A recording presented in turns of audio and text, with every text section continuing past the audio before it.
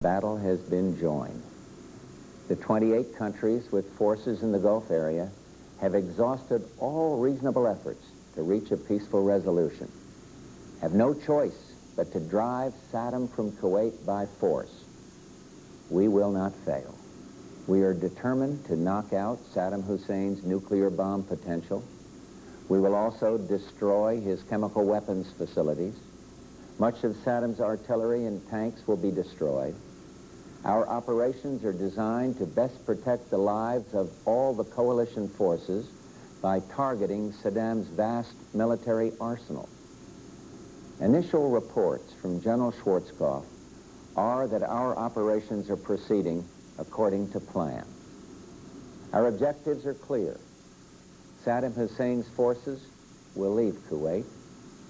The legitimate government of Kuwait will be restored to its rightful place, and Kuwait will once again be free. Iraq will eventually comply with all relevant United Nations resolutions, and then, when peace is restored, it is our hope that Iraq will live as a peaceful and cooperative member of the family of nations, thus enhancing the security and stability of the Gulf. I prefer to think of peace, not war. I am convinced not only that we will prevail, but that out of the horror of combat will come the recognition that no nation can stand against a world united. No nation will be permitted to brutally assault its neighbor. The President's speech was not heavy on facts. That's because the battle is young and not a lot of information is available at this time. He expressed the belief that the U.S. will win and that they will destroy Saddam's military capability, but nowhere tonight did he express the opinion that he actually declare victory. And it's clear that there is still a good lot of fighting still ahead. For more on that, let's go now to the Pentagon, where Brian Wilson is standing by. Brian?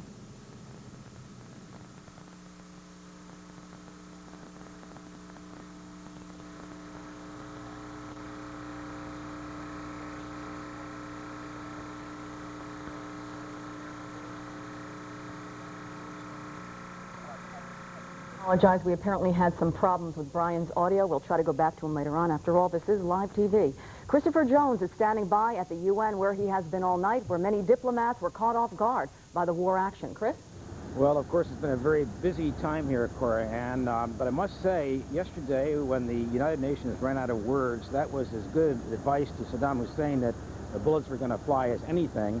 And perhaps what sealed his fate were two remarks.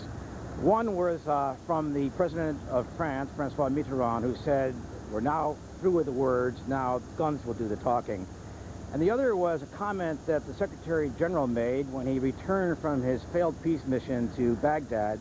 He said he felt he had been abused by Saddam Hussein. That galvanized international feeling in a way, something that no one here has seen before. And just about an hour and a half ago, the Secretary General emerged from this building and had these comments about the outbreak of war.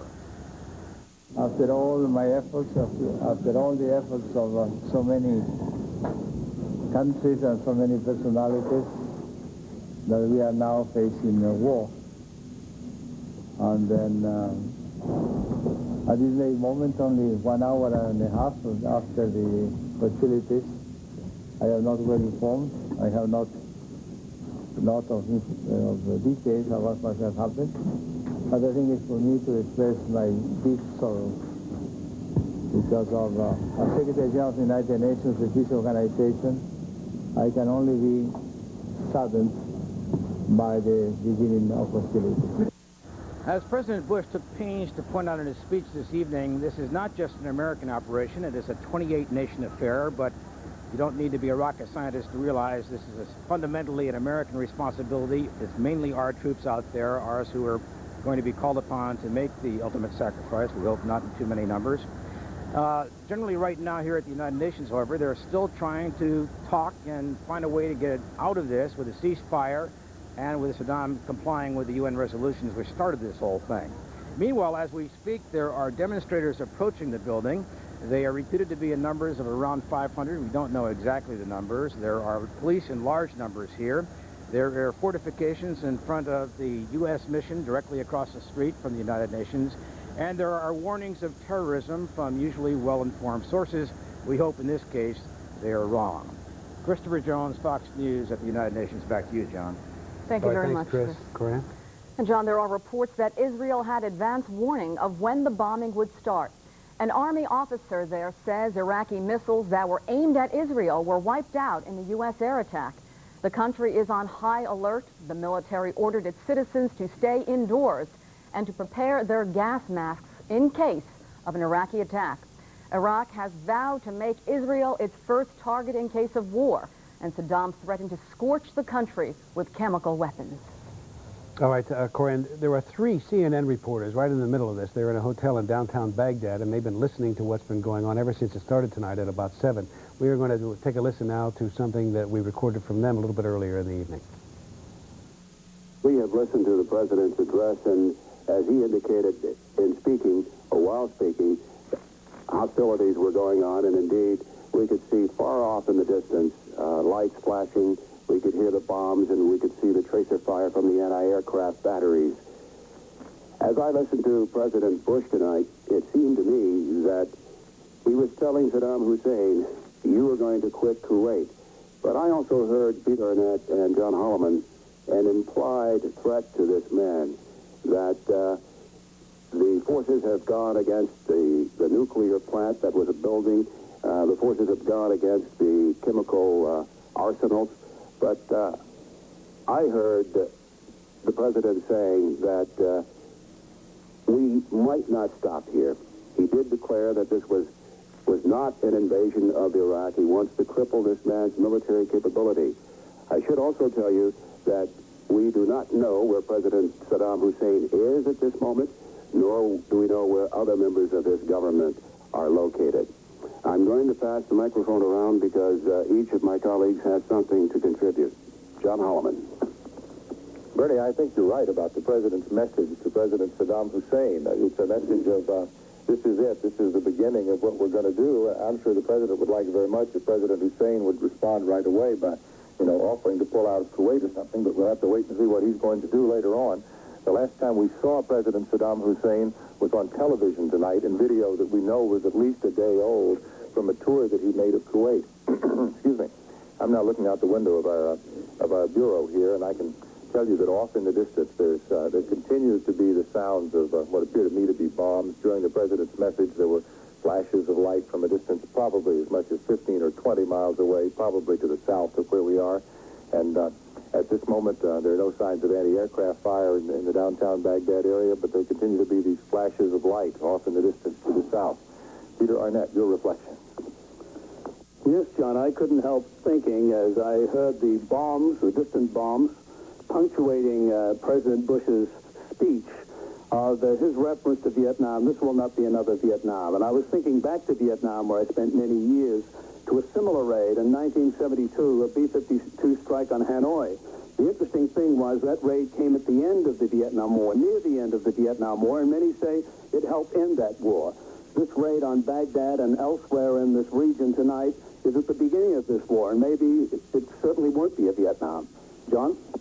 Peter, while you were speaking, the sky lit up again with some more apparently chaff to fool Iraqi radar in the sky. There are bunches of groups of white lights and yellow lights that go through the sky and then blink out mysteriously, apparently designed to confuse the anti-aircraft guns. And at this point, the anti-aircraft guns are not firing, so if they're intended to confuse, they are not, the guns are not firing. Well, as I speak, off in the distance, I see some anti-aircraft fire is going up pretty far away from our location, and you might be able in the background to hear some of that out the window. Yeah, Bernie Shaw is back again, and then we want to talk to someone who's just come up from the shelters downstairs. We'll brief our loved ones about how things are there. Bernie. Yes, I was just, Ingrid has been sitting here on the floor. I don't know how you managed to get past those guards and make that long hike up those 14 stories that I made about an hour ago. But what is the situation in the bomb shelter? And Ingrid, you know all of the members of the press corps, the other American networks, ABC, NBC, CBS, they've been highly concerned about their people. So take your time now and give us a fill on what the situation is in the bomb shelter. Well, what you can see from up here, you can hear down in the shelter. It's low, very low and quiet sounds. There was a little bit of confusion at the beginning.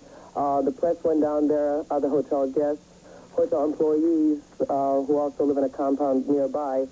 A number of mothers and their children at a certain time, perhaps half an hour after the attack started, you heard chants of down, down, Bush, so we even had a little demonstration down in the shelter. The interesting thing was that some of the government guys that accompany us during the day when we try and work, and some of the hotel security people are walking around with Kalashnikovs and gas masks, which is something that was a little bit of a surprise to see. And I did see a lot of our colleagues down there, some of them who had been up on higher floors taking pictures, and they were taken by security people downstairs to a shelter, ostensibly for our own protection. All right, let me tell you two things now that we have just learned. Israeli military officials are now saying that any threat from Iraq on Israel has been greatly diminished. And we've also learned that the first wave of the planes has returned back to the base in Bahrain in Saudi Arabia, not one single casualty. And as soon as word of the war began, oil prices took off. The markets here were closed, but there was cash trading behind closed doors.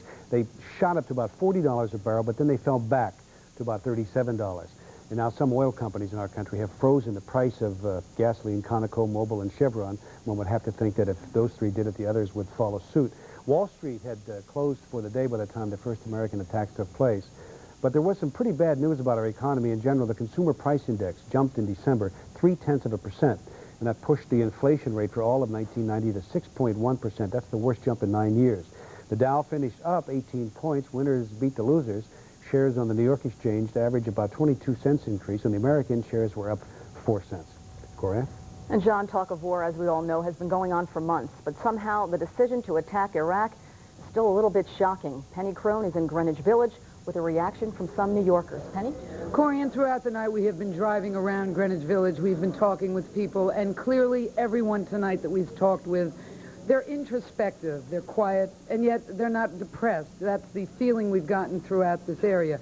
This area is very quiet, and usually Greenwich Village is one of the most bustling places in the city. Just a few minutes ago, President Bush went on the air. He gave his statement, and a lot of people throughout the city and the world were watching, just like they were watching here in Greenwich Village. Everyone's eyes were glued to the giant TV screens, both outside and in. And you could almost hear a pin drop moments before President Bush began his 12-minute speech. Our objectives are clear. Saddam Hussein's forces will leave Kuwait. When it was over, almost everyone had thoughts about what they had just heard. I agree with a lot of what he was saying, but it really doesn't give us many answers. I hope everyone can come home soon. I hope it's over soon. How about you, sir? Well, my reaction is that although I'm not in favor of war and the loss of life, I feel that we waited long enough and we suffered a lot of what Hussein has done to not only his people, but other people who have become victims of what he's done. And we had to do what we had to do. I really didn't expect this to happen. My younger brother's over there. He's on the aircraft carrier, the USS Midway, which is right in the middle of things. And I was really concerned as far as the speech goes. I think it really hit home. I agree with the whole purpose of everything going on over there, and I hope everybody is, I hope they come home safe and sound and as soon as possible. He seemed to be pretty confident in what he's doing. I'm confident as well. I think we're doing the right thing, and hopefully it'll be over as soon as possible. Now, as you just heard just a couple of seconds ago, Mike Schenberg was one of the men we were speaking with, and he just said his brother is in the Middle East, right in the middle of the action. And just to expand a little bit on your thoughts, what are you thinking about? What are you feeling right now, Mike? Well, when I first heard it, I was totally shocked. I was watching it in my hotel room, and when I saw it on the television, I just started shaking because I hadn't heard from him for about a couple months now, really for about a year. Last time I heard from him was Christmas Eve, and I'm really concerned. He's not doing anything overly out in the open. He doesn't fly, he's not on deck or anything. He's down below. But I'm still really concerned for him, and he's the baby of the house. He's 21. He just turned 21 in December, and I'm sure all of our families just really feeling for him at the moment. Mike, I have to ask you this. Was he in the reserves or was he in active duty? And what was your family's thoughts when he either joined the reserves or active duty? He joined up on by himself, volunteered all the way right after he got out of high school. He went to it on his own with no coaxing from anybody. He wanted to do something for his country and for himself to, you know, serve his country the best way he knows how, and he likes it. He knows he's doing a good job, and he's pleased with, you know, the ship and all that. If you could say something, I know you're from St. Louis, to your family and your brother, what is his name? Bobby. Could you say something to Bobby right now if he could hear you and all the other servicemen over there? What do you have to say, Mike?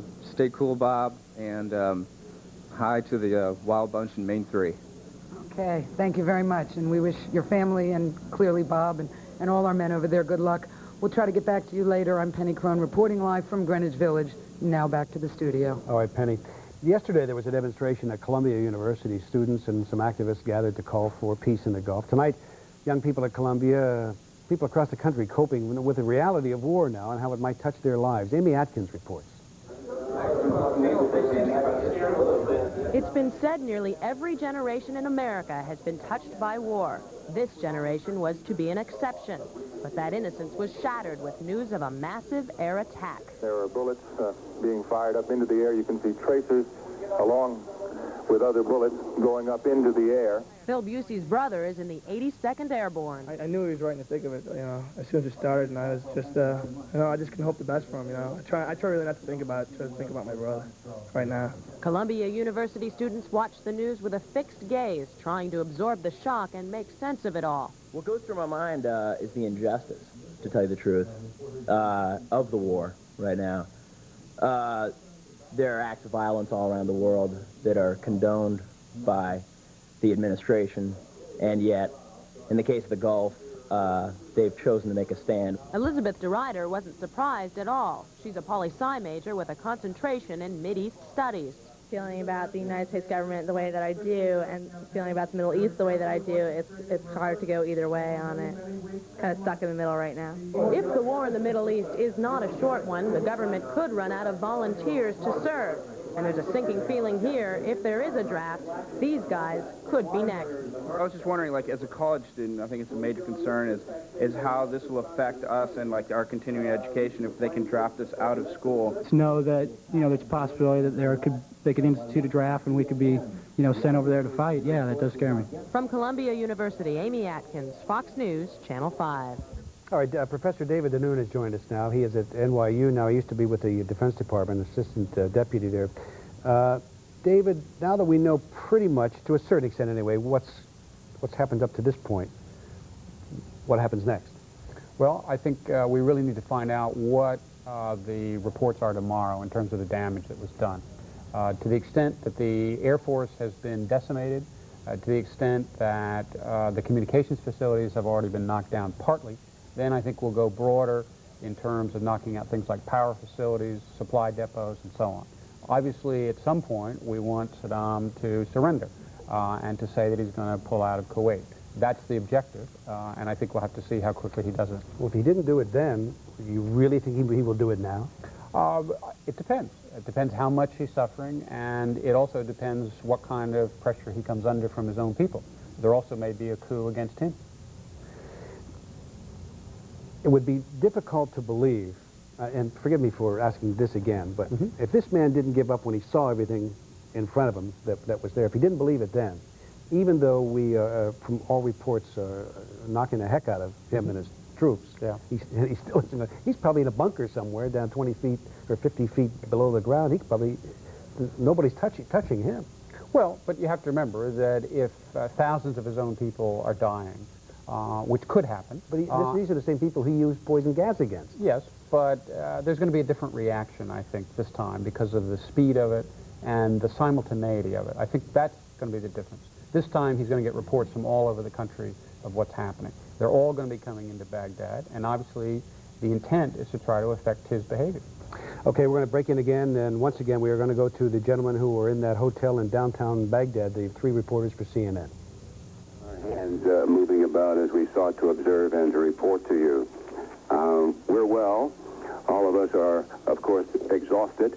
Our energy levels are way off the register, and that's the way it feels right now. Let me be quiet to listen for a question from you, and also tell you that Peter Arnett and John Holloman are here, and each will have something to say very shortly. Yes, Bernie, it's near daylight now. Are you able to see any of the damage caused by what the Pentagon is telling us were strategic and pinpoint bombings? Well, I can certainly vouch for that, and Peter Arnett will be able to stitch together some images in just a second.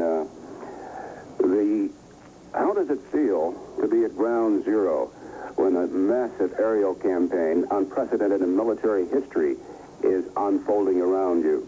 The only thing I can think of is that it's comparable to being at Cape Kennedy and feeling the ground rumble, the thunder, and seeing that huge shuttle with its booster rockets taking off and hearing the thunder. Only in this instance, in reality, here in Baghdad, you heard it sporadically. Bright lights. It was quite an experience to feel it, to see it, to think about it, to think about what it means and why it was happening, and, of course, to report it. I'm going to yield here now to Peter Arnett and John Holloman. Yes, Peter. Hello, Lou. Peter Arnett here. Hi. Just a small observation. It has to be pretty unique in journalistic history to have a front row seat to one of the great air bombardments of history.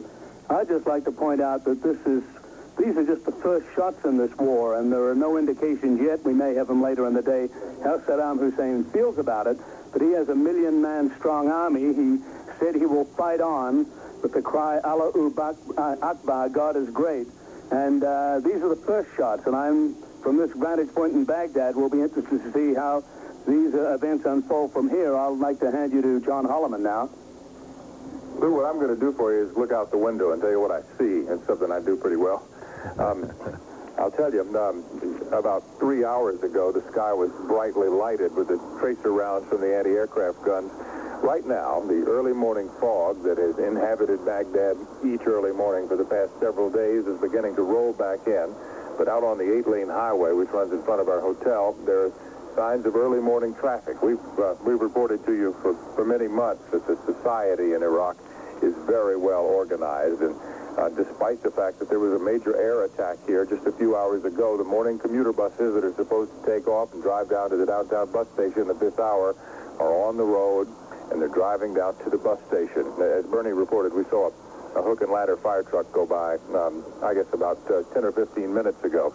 We've also heard some small arms fire out the window in the past few minutes, but no sign of the conflagration in the skies that we reported to you on a few hours back. Downtown Baghdad really looks pretty calm right now, and the events of 3 hours ago seem to fade into memory. Bernie? Thanks, John. We have a brother of the profession here, Don Kirk of USA Today, and this is our first eyewitness account from somebody who was outside where we've been reporting from. Don, how did you manage to make it back from the American Embassy to here? I just drove back in the same taxi that took me to the embassy. He hadn't gotten his fare yet, so he wanted to get a full fare, so he took me back through darkened streets. There was tracer fire all over the sky on both sides of the river, but the streets were dark and calm and somewhat eerie, and there was no sign of bombing or bomb damage in the center of the city through which I drove, which doesn't mean to say that something didn't fall while I was still at the embassy. The reason I was at the American Embassy, incidentally, was that I had an open phone line to USA Today when the anti-aircraft fire began going off. I called them once more, and the line went down moments later, leaving me with no way to communicate. I came back here, and the first thing that happened to me was that they put me in the bomb shelter along with a whole lot of other journalists who were stuck down there. I managed to sort of exfiltrate my way out and up to where I am now through a back stairs. As you were driving back in your taxi, Don Kirk of USA Today, what were you able to see on the streets in terms of people? There were no people on the streets. There were some cars on the streets. My driver wanted to drive with his lights out, running the risk of a rather serious accident. I persuaded him to put his dim lights on from time to time. We passed some other cars, some with dim lights on, some totally dark. There were no people on the streets, and incidentally, there were no signs of military on the streets. I did see some police cars go roaring by, and a couple of taxis madly dashing through the night, but that was about it. Don, any signs of damage from this attack anywhere between here and the U.S. Embassy? I didn't see a single sign of damage, and I might add that I went a route that took me by the presidential palace. Now, for all I know, the palace was not even there when I went by it, but the place was totally dark and silent as I went by. From the embassy, there was AAA anti-aircraft artillery going off around the embassy and around the palace very heavily with tracer bullets of differing colors all over the place. I heard a couple of thunderous explosions, which I guess you guys heard too, which was... We not only heard them, we felt them. Defense Secretary Dick Cheney has confirmed that they were going after strategic targets and such things as command control centers, anti-aircraft batteries. The intention, according to the Pentagon, was to blind Saddam Hussein and to cut him off from being able to communicate with his troops to the south of here. Well, certainly there's no communication. There's no local telephone at this point. You can't even call another room where we are. And there's no communication overseas. Telexes are out. Phones are out. And this means here is about the only one that I know, which is one reason why I happen to join you here. Well, it's good to have you, brother. We're glad you're safe. And if the people at USA Today are listening, he looks quite safe to me, just a little bit winded. You have to go 14 stories high to get up here to the CNN broadcast position. Let me pause for a moment just in case our colleagues along the way have something to ask us or if they want to go somewhere else. No, nothing here, Bernie. We're fascinated by what you have to say there. Okay, we will... is that switch correct, John? I think we will continue here as a very satisfied Don Kirk makes his way out of our place. John, we're going to be able to see a little bit better here now very, very shortly. That's encouraging. That's right, Bernie. Don Kirk, as you just pointed out, didn't see any signs of damage. And if what Secretary Cheney wanted the Pentagon to do was what it did and do surgical bombing, then perhaps we won't see much damage to the infrastructure here in downtown Baghdad. We can begin to see out to the horizon now, and you can see more and more cars with their lights on as we go along here. I just have a reaction, a comment to make to what you were saying about Defense Secretary Cheney and surgical bombing. Very simply put, if this was surgical bombing, I don't like being this close to the operating table. Bernie, good thought. I'll tell you, I can just describe what I see on the streets to you. Again, there's a large truck, not an 18-wheeler, but it looks like the kind of truck you'd rent in the United States to move some things from one place to another. It's going down the street. There's some sort of fire of some kind that we just heard out the window. It sounded like large caliber weapons fire, but we don't see any sign of it because out here the fog gets thicker and thicker. Bernie? One observation. When we first came up on the air and we were reporting the first seconds of the attack, the first raid coming in, we heard a lot of small arms fire around the streets. And as we have been reporting throughout the night, as the F-15s, 16s came in, you don't see them, you hear them. You hear them after they are gone. And imagine, if you will, a plane swooping in low, going toward its target, and then passing you by, going so fast, and then seeing tracers from the anti-aircraft batteries. There was no match, but apparently the civilian militias and these young boys, 15 and older, who were issued these Soviet machine guns and hand weapons, they were just firing into the air as they realized the battle was on. Yeah, there was some reports, Bernie, you'll remember a couple of months ago, that said one of the Iraqi defensive strategies was to have everybody with a weapon pointed straight up if there were an air attack, and that might have been what we were seeing, or at least hearing some evidence of a few hours ago.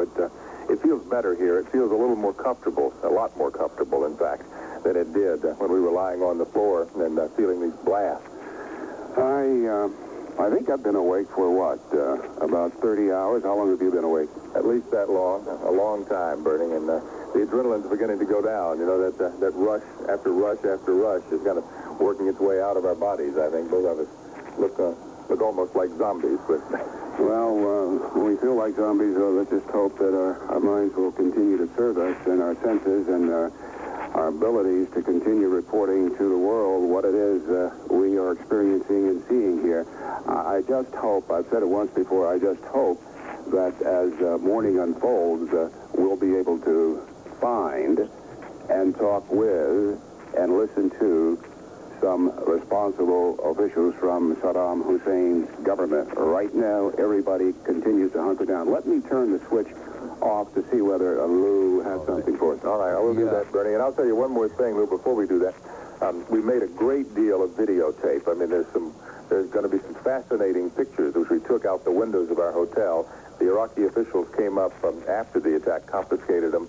We hope they will give them back. They said they'd give them back to us after daylight, and we'll just see if we can show those to you later in the day. Lou? All right, gentlemen, you're sounding tired. Take a little rest. We'll be... All right, we're doing some job over there. Coran? And John, Brian Wilson's been at the Pentagon all night, where Defense Secretary Dick Cheney, of course, as you know, gave a speech not long ago, telling reporters that things are going well out there. Maybe we can get an idea. Is there any idea as far as casualties yet? Have you heard? Coran, they're not getting us that information just yet. They want to be sure they come to us with accurate information. And remember, the pilots have hardly even had time to return to their bases. So there is no time, and since it was an airstrike, that would be the likely casualties if there are any. So until they get a count of the planes and count of the people and get firm, accurate numbers, they don't want to give us that information. But I must stress that Secretary of Defense Dick Cheney was very encouraged by the initial reports he had received here at the Pentagon. He said that according to the Secretary of Defense that the bombardment and attacks began around 6 p.m. and involved hundreds of flights from U.S., U.K., Saudi, and Kuwaiti air forces. He said there was no real Iraqi air retaliation. He was a bit surprised by that. Went on to say that apparently they accomplished a fairly high degree of tactical surprise. Here's just a few of the comments we had earlier during the Pentagon briefing. The best reporting that I've seen on what transpired in Baghdad was on CNN. And it would appear, based upon the comments that were coming in from the CNN crew in the hotel in Baghdad, that the operation was successful in striking targets with a high degree of precision. At least that's the reporting according to CNN. So far, there has been no air resistance. Can you tell us if there's been any casualties so far? We will, at the appropriate time, be releasing information on casualties. We're not prepared to release any specifics now. I will simply say that the preliminary reports we have received in terms of the success of the operation, and that includes the possibility of casualties, have been very, very encouraging. The operation appears to have gone very well. There were reports from the region that the Iraqis were able to fire off a few of their missiles. We heard some reports as many as 5 missiles might have been fired. But officials here at the Pentagon and Secretary of Defense Cheney himself said to his knowledge, those reports are false. It does appear there was a high degree of tactical surprise, and the Iraqis did not have time to fuel and launch those missiles. We are not expecting any further statements from the Pentagon people here tonight. The next briefing is scheduled for sometime tomorrow. Coran? Thank you very much, Brian, for that report. All right. There is another report from Saudi Arabia that an oil field there has been hit by one of those missiles. Now, again, we don't know how true that is. It's a very early report. If it did happen, we don't know how serious it is. But that's a report from there. The other report out of from Israel is that the missiles that were aimed at Israel in western Iraq, the ones closest to Israel that they were so concerned about, have also been wiped out. There was also another report that every single one of our planes in that first attack against Iraq and Kuwait, every one of them has returned back safely. Dr. Mehdi, we were talking earlier about the possibility of Mr. Hussein surrendering. Now you know this man, you've met this man. Do you believe he would ever surrender? No, his psychology presently is so stubborn that what is he going to lose? Only his life, at worst. And it is better to die as a brave man than to surrender to the foreign powers. Well, he goes right to Allah, right into the arms of Allah, right? If he dies a brave man? If it is not to Allah, at least he will be considered a martyr, and he will go in the hearts of millions of Arabs, Muslims, the third world people, as a tall man who stood against Western colonialism. Now, you say he wants to die a martyr, but how about his troops? How faithful do you think his troops are to him? I think by now they are psyched enough to support him. They don't want to die any more than the American soldiers want to. And as I stated earlier, I hope that the Iraqi soldiers and government will not retaliate, and their retaliation will not be successful. I hope that their retaliation will not be successful to decrease the death, both of the Americans and of the Iraqis. What happens if and when, let's say when Saddam Hussein is no longer running Iraq, or one way or the other? What happens then to the as far as leadership in that country? Do you have any idea? John, it is really presently not only the problem of Iraq. America today is involved in the whole of the Muslim world. Tomorrow, if we receive reports that the American embassies in Jakarta, in Kuala Lumpur, Malaysia, in Morocco were attacked, let us not be astonished. It is not an Iraqi problem, and I suggest that it is easy to enter into war, difficult to get out of it, and America will have at least 50 more years of involvement as the result of the decision tonight. Thank you very much. Just stand by, because right now we want to go to a family in Valley Stream, Long Island, is listening to the news of the war very closely. One of their loved ones is right in the middle of it all. Bob O'Brien is standing by with more for us. Bob? Well, Corianne, we are in the Valley Stream home of Major Kenneth Stock, who is an Army Reserve Major, along with his entire family, his wife Bonnie, his 6-year-old son Andrew, and I think we still have 2-year-old Emily partially awake over there in the arms of Ken Stock's mother, Helen, and Mrs. Stock's mother, Carol Hubble, is here also. They all came here together today, somehow feeling that something was going to happen. And then tonight, about 4 hours ago, of course, as the rest of the world found out, they found out. But it's in homes like this where they have loved ones who are over there that rapt attention is being paid to every piece of information that is now coming out of the what is now a war zone. Bonnie, as you heard the news that it really had started, the shooting had begun, what went through your mind? I guess I was just in shock, but I also realized that this was going to happen. I just knew when I got up this morning that there would be news by the time I went to bed that there would be a war. Is it any way is that a relief to you in any way? That it's finally started? And I mean, what was worse, the waiting or hearing that it's finally started? It's really hard to say. I really felt until the very last minute that perhaps there would be a diplomatic solution. I can't really say that I'm relieved, no. It's still hard because it's still going to be waiting day after day to find out what happens, and I'm concerned about all of the soldiers there, not only my husband. And what did you think about what President Bush had to say tonight about why we did this and what we are now doing?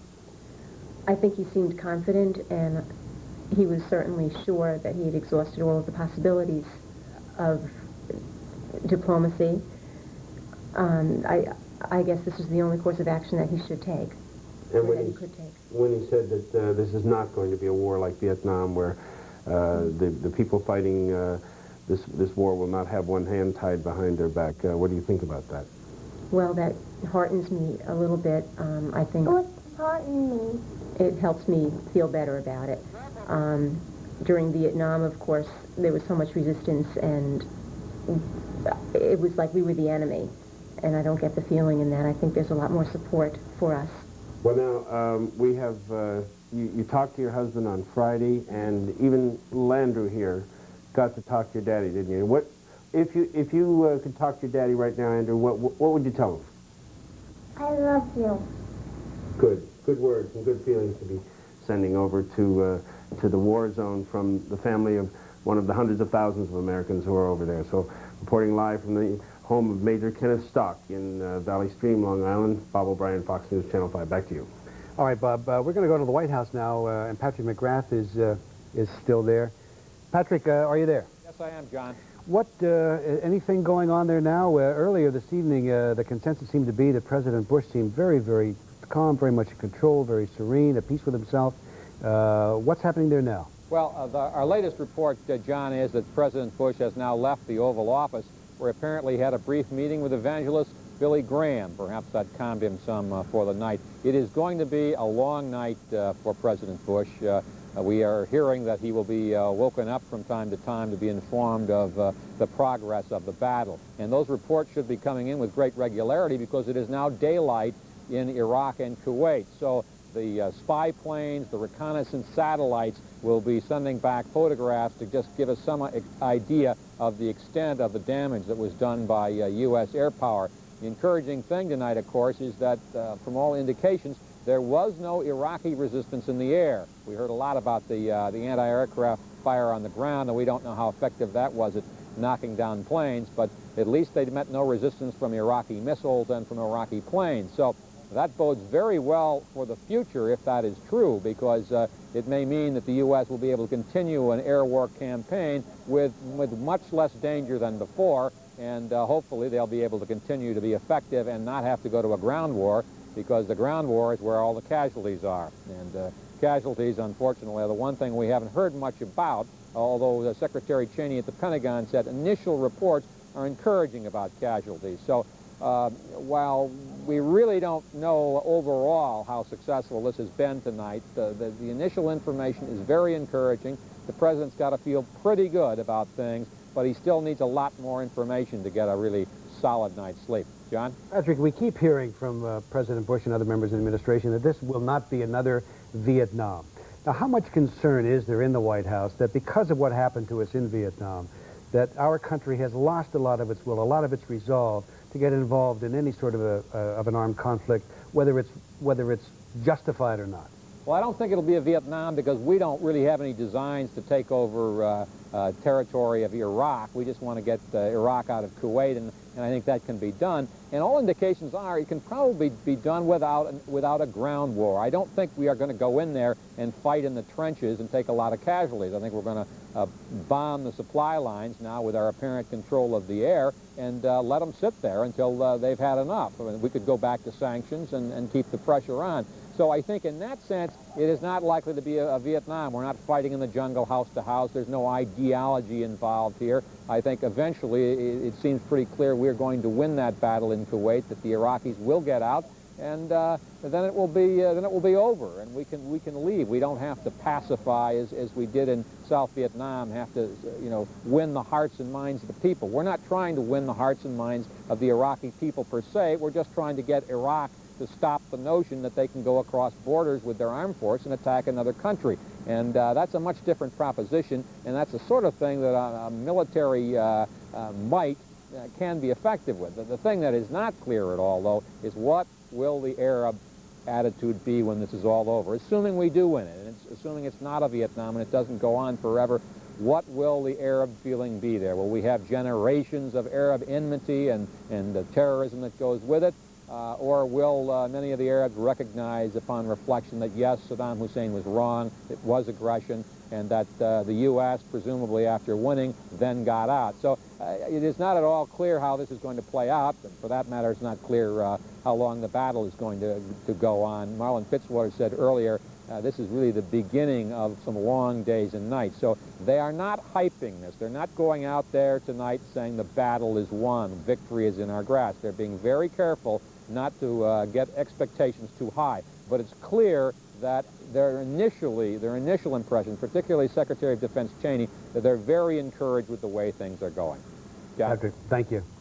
Gwen? All around the city, the war is what everybody is talking about, especially people with ties to Arab countries and to Israel. Jeff Weiser has a report for us now. Tonight, the Persian Gulf War was felt in some heavily ethnic neighborhoods of Brooklyn. This is Atlantic Avenue, where many Arab Americans live. At the Syrian-American-owned grocery, store employees were engaged in animated discussions once they'd heard that the shooting had begun overseas.